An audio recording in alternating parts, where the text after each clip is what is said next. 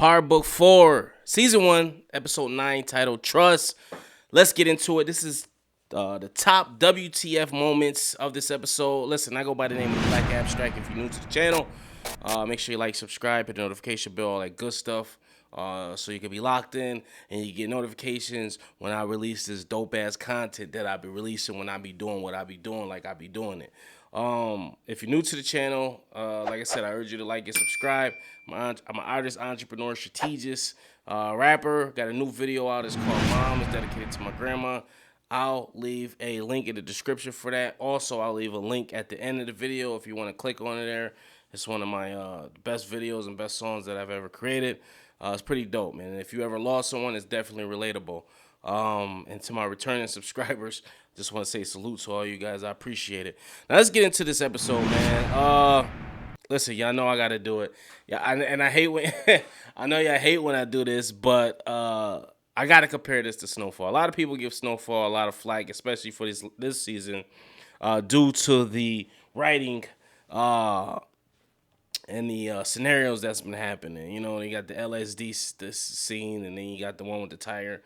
But listen, man, as much as far-fetched as that is to some people, this Power Book is just all over the place. Like, it's too much going on, and the writing is so flawed. But I'm gonna keep watching because Power Book 2 Ghosts, the first season, I absolutely hated it. I thought it was horrible. But then they redeemed themselves the second time around, and I enjoyed it. I actually enjoyed the last season. So I'm going to give it a chance with that. And then I believe the last episode is going to be the episode everybody is probably looking for, which is leading up to it. But let's get into it, man. Obviously, we see the aftermath of Vic getting shot. You know, his father, Papa Flynn, is right there. And instead of just comforting his son and telling me he loves him, he's glad he's here, he's already putting a bug in his ear about revenge and who might have done it. And of course, the name that pops up is Tommy Egan. Now, Vic already knows in his mind that Tommy went to see him and visit him beforehand, and he told him that his dad is trying to take out Gloria. You got to get her out of town. He even gave him a car. He even told him some back roads to take. Did he listen? No, he didn't listen. And of course, it will end up costing Gloria's life. Now, with all that in play, we see Papa Flynn somehow still convinces him that Tommy did it. Oh, wouldn't it make sense that he would do all this just to throw you off? He know that killing you will tear him a hot streak. Paulie even told you Tommy went and seen Papa Flynn. He didn't go see him on his own, man. Papa Flynn invited him. Paulie even told you this. So why would you believe Papa Flynn after all this? I know your mind's all twisted. You just lost the love of your life. But it just don't make sense. Like, they did everything in the book to convince him that Tommy was the enemy. But it made no sense. I mean, it really made no sense. I was just like, this dude can't be dumb. And that's why Tommy looks at you like you're weak. And you're this and this and that because you are easily coerced by bullshit. Your bullshit meter isn't up to par. Now listen, the short amount of time that he's known Tommy, he's seen Tommy in action, and he knows Tommy. If Tommy wants you gone, he's just gonna smoke your ass. And none of this planning and all this bullshit. Tommy can be a ghost type, but mostly he's just straight up personal. It is what it is. That's just Tommy. But he's just like, yo, he's doing all this planning and all this backdoors. Nah, that's not Tommy's MO. So he's trying to convince Tommy, yo, we're gonna war. He's working with the Serps. Didn't it make sense for him to do this and this and that? I'm like, wow. We see Tommy. Another WTF is that Tommy has D-Mac now working the cash flow.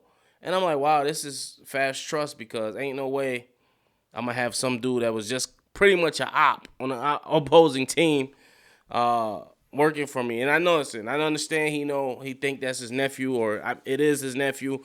But still, you know the saying, sometimes your friends are closer than family, even though they don't have blood. This dude, he don't know this dude from a can of paint. Like I said, he was just on the opposing team a couple of weeks ago. So all of a sudden, not only is he trustworthy, he's counting the money. He knows where the stash is. This is the same shit Franklin and Peaches wanted. Look how long Franklin knew Peaches, and Peaches did him dirty. Look at this little ragamuffin. Hey, to each his own. But I like the fact that Tommy has big plans for him, and I think somewhat Tommy sees Ghost in him, because that's how Ghost was. Ghost was in the hood, but he was in one of those exceptional hood dude. Like his brain was exceeding everything around him. You know, it's good. This kid is good with numbers. You know, his personality's not too bad. He's counting money with gloves on because of the germ factor. Like he's a special kid. You could tell. And I do like that about him, and I like the fact that Tommy sees that in him, and Tommy has a soft spot for him because that's his nephew. So hey, it is what it is. We'll see how this relationship develops. But I love when Tommy was telling them, like, listen, you remind me of a friend of mine. Obviously, we know he's talking about Ghost, and he said he's not there no more. We see JP have a heart to heart with his dad, and it's about Kate, and he pretty much saying the Kate didn't really say anything after that conversation. A lot of people were wondering what the aftermath was. Was Kate gonna come to Chicago? And man, Kate a piece of shit. I think that's just the end of it.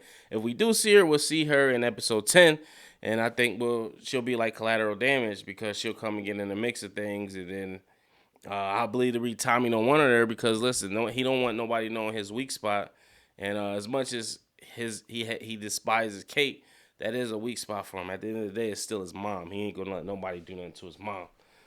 So maybe that's why. And then I don't think he trusts her at all. But I love the heart to heart JP had with his pops. I thought that was pretty cool. And he was just like, listen, man, that's why I gotta find my son, and then you know, I gotta make sure I'm in his life and raise him right. I was just like, well, you know, you might be able to do that sooner than later, but you're not really doing a good job. Another WTF moment. We see Claudia is easily coerced as well.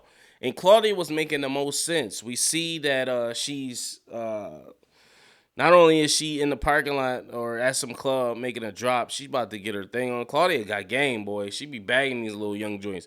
She about to get it on with some little unsuspecting female. She gets the call from Papa Flynn. Vic's been shot. Come home. Just like that. She's like, get the hell out of my car. Didn't even call the girl an Uber. Just get the hell out of my car. And she rushes off.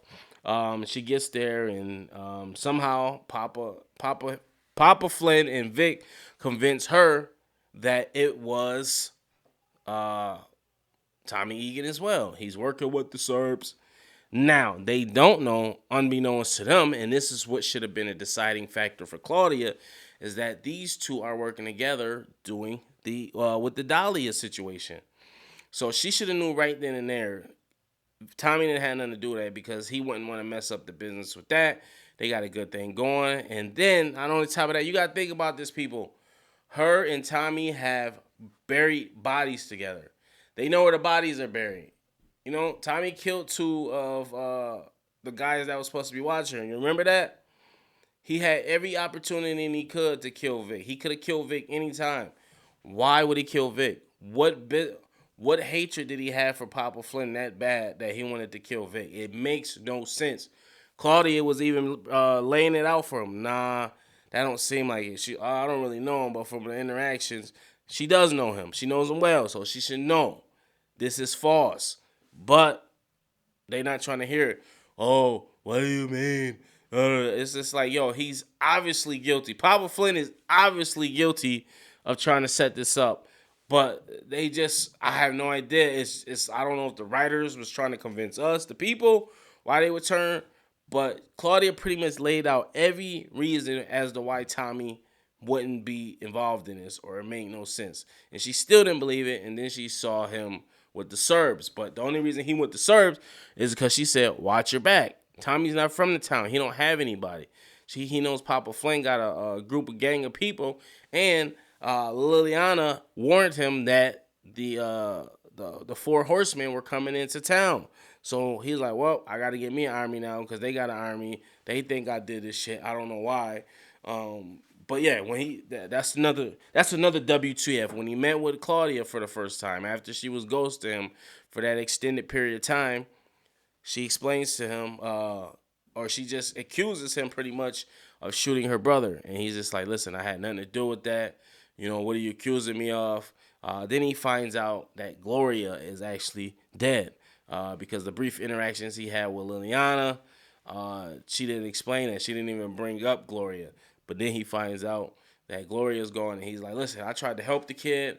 I gave him my car, blah, blah, blah. And she's like, well, that wouldn't make sense because you were trying to set him up. And Tommy let her know, listen, if I wanted your brother dead, he'd be gone already. Point blank period. Like, he'd be out of here. Well, I don't know what's wrong with this family. They don't understand, or they underestimate Tommy Egan. That's what I'm guessing from it, but it just makes no sense. And like I said, I don't know if they were trying to convince us, the audience, as to why the Flynn family is deciding to do this, or they just really believed in their writing and thought this was good writing. But it just makes no sense. Not only would Tommy not do this, Vic actually helped Tommy out with the Serbs in an earlier episode. You remember Vic killed those two people from? It's just like, did we just forget about that all of a sudden? Was this episode filmed before that episode? It makes no sense. I just don't understand it. Papa Flynn is just a scheming, conniving mother effer. And you know what they say? People that play both sides of the fence eventually get hung up on that fence. I just made that up too. Bars. But I love the interactions between Tommy and Liliana this whole episode. I love that their bond is getting stronger. I like the moment when she was like, should we hug? And he's like, yo, would you stop it? But she is like his confidant now. He fully trusts her. He is venting to her. And I like the fact that he bought some cereal for the house and said it's for decoration. I'm like, okay, Tommy. He got all the good cereal. Cinnamon Toast Crunch. I think I see some Golden Grams in there. I was like, man, I want some cereal now. All right, we see that, hold on, let me get my, we see at the barbershop. Listen, that's another thing at this barbershop with Diamond. What's going on with, why is there never no customers in there? Like, I understand it's a front, but why is there no customers? And then secondly, why would you have money in there? That makes no sense. That's where you always are. If the police wanted to find you, they're going to go there. They're going to go to your house first maybe, and then they're going to go there. They're going to all your known hangouts. Why would you have a safe in there with a bunch of money and a gun? It just makes no sense. Never have that much money in your place of business. I don't care. It's a barbershop. I understand that it's a front, but you shouldn't have any money there. It makes no sense. I'm telling you, this episode is crazy. Then, for somebody of Diamond's stature, they just stole a Serb's pipeline. They did all this. Why are you walking around by yourself? Why don't you have a young shooter with you of some sort? It makes no sense. Honestly got to watch out for the Serbs. They just under an impression Serbs are reasonable people. They just took a shot at Victor Flynn. I'm pretty sure the word got out about that. Why would Diamond just be walking around freely? Why wouldn't they put some protection on him? It makes no sense. Not only that, this ugly ass cop dude robs him for $150K because he's getting blackmail. And I'm like, dude, why don't you just have one of the Flynns or somebody kill this cop or beat him up or something bad happen to him? Not even kill him. Just have him beat up and be like, listen, this is what happened when you try to blackmail me. Now try that shit again. Go ahead and tell somebody, and it's going to be your life next time. Just threaten him back. He really taking a blackmail. Oh my God, I got to get this money. I don't know what to do. Oh, little ugly, little scrully little dude too, man. He really is, dude. We see Paulie and Flynn meeting up, and he like, bring in the 4 horsemen. We got to bring in our family from out of town. We got to bring them in. We got to prepare for a war. I'm like, Papa Flynn, all this conniving, backstabbing bullshit is going to come back to bite you in the ass. We see D-Mac and Marshall make up. And another reason with the writing that I'm concerned is, why doesn't Marshall have a nickname? Listen, I don't know no black dudes named Marshall, especially in the hood. If I did, they would definitely have a nickname to hide the fact that their name was Marshall. That just makes complete sense. You know, think about it. Do you know any black Marshalls? The only Marshall I know is Marshall Mathers, Eminem, who's arguably one of the greatest rappers of all time. But the fact this kid name is Marshall and he don't get made fun of about it, and he doesn't have a nickname to hide it. It's bad writing. I'm nitpicking, but this just don't make sense. And then they kiss and made up all easily, and I'm like, okay, that happens with friends. But then they come up with this harebrained scheme to rob Freddie Gibbs' character. I believe his name is Lucky. Um, and I don't know how he got his hands on Dahlia. I don't know if he stole it from the lab or whatnot. However, I know he's in the money. I don't know how he got access to it. But they decided to go meet Freddie Gibbs, and Freddie Gibbs is like, "Yo, y'all trying to rob me?" And he's suspicious, like I would be too, if some little niggas just came up out of nowhere and was just like, "Yo, we want to mess with you," blah blah blah. I'm like, what's going on here? Uh, but it don't go to they barely make it out of it, but they wind up they do get an opportunity to come back. But they should have known that this guy was gonna tell Jannard about it, and Jannard finds out about it, and he is not happy. He is not happy at all. We see that Tommy and JP are having some brother bonding moments this episode.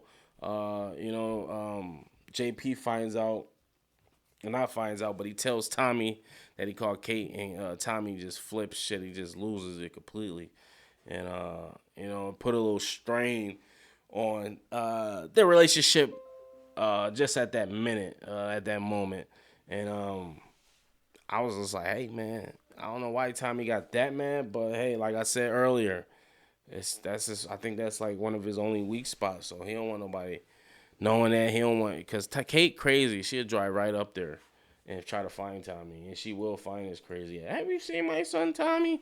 And wind up getting kidnapped or something in the process. So yeah, they kind of go. And this episode like all took place in like a matter of a day. I'm like, okay. We see the horsemen get picked up from the airport, and I'm like, okay, who these big? We about to see some big scary dudes. They about to be crazy cut. These motherfuckers look like some middle-aged men, soccer dads that just got off the golf course. A couple of them did look like they meant business, but I'm like, hey, one thing about that, I know you cannot judge a book by its cover. So listen, I'm reserving all my opinions until I see them put in some work, and I hope they don't be like a bust. I hope we don't see them come on the screen and then they get taken out super quick. Just to showcase how good Tommy is. I want to see them doing some sharpshooting for like distances away, just popping Serb's head off, poop, poop, poop. Just so you see how good they is. But listen, Tommy's good as well. He's not Ghost good, but he's just as good. Ghost is a little more covert. Tommy is just more overt with his situation. So, yeah. We see Jannard and Reggie. Listen, I told you I'm always calling Reggie from the Shy. We see them in the basement kicking it. And at the same time, Diamond walks in and overhears, and he finally sees Jannard's true colors, man. And listen, I like that sweater Jannard had on too. It's just on a sneaky person, so it didn't look too good. But he finally sees his brother for what it is. His brother is fucking hot. I don't know if his brother was hyped up on some drugs, because why would you be talking about him in his place of business with the door open? Like you wanted them to hear you or something? It make no sense. Why don't you go somewhere else and talk about something like this? Just in case he is watching.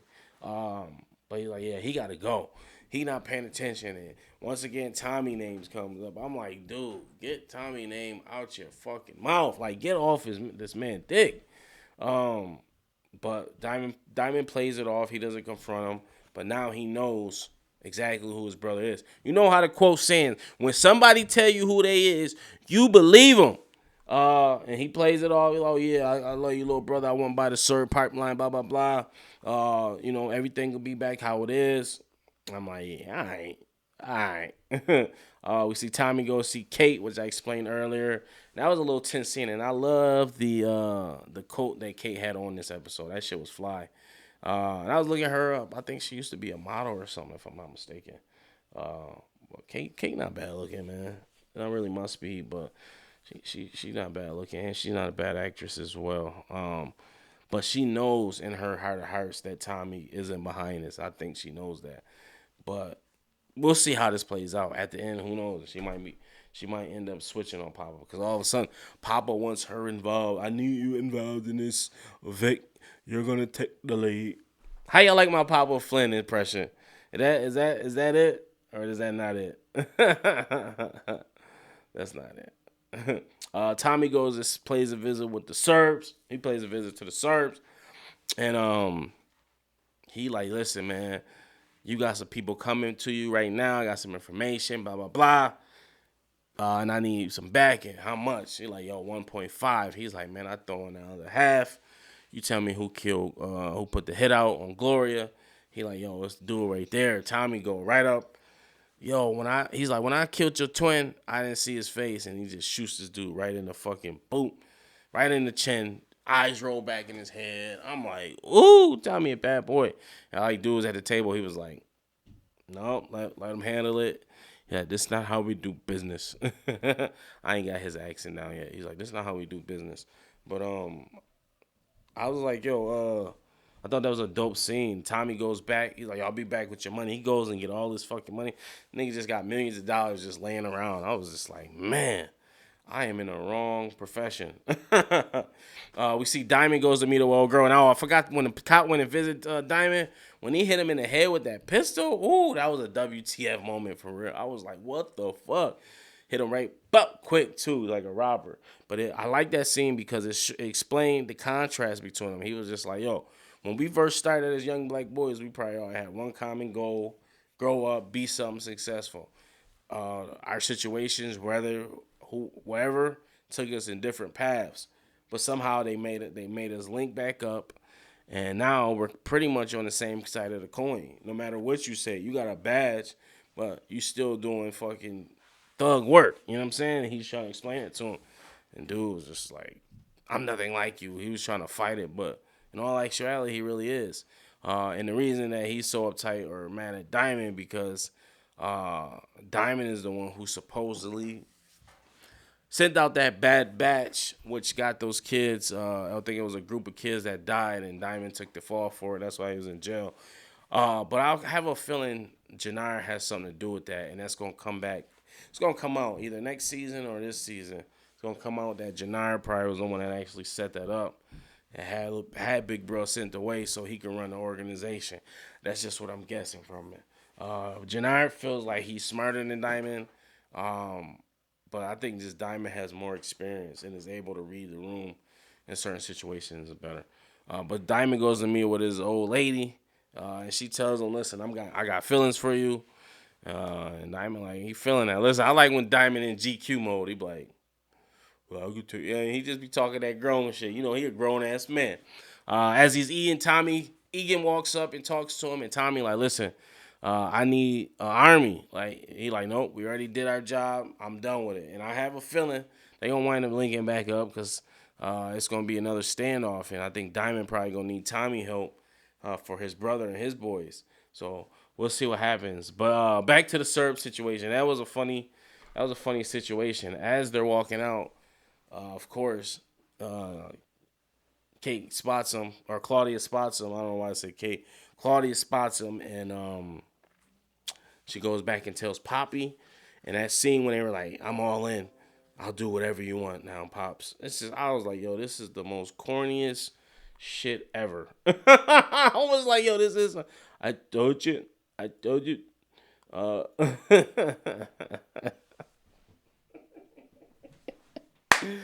that shit was corny.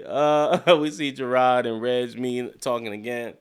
They were talking about Marshall and D-Mac going to meet up with One Eye Willie, Freddie Gibbs. And he's like, yo, how these little niggas trying to come up with a play and blah blah blah, and they figured out that Tommy is the one actually with the Dahlia.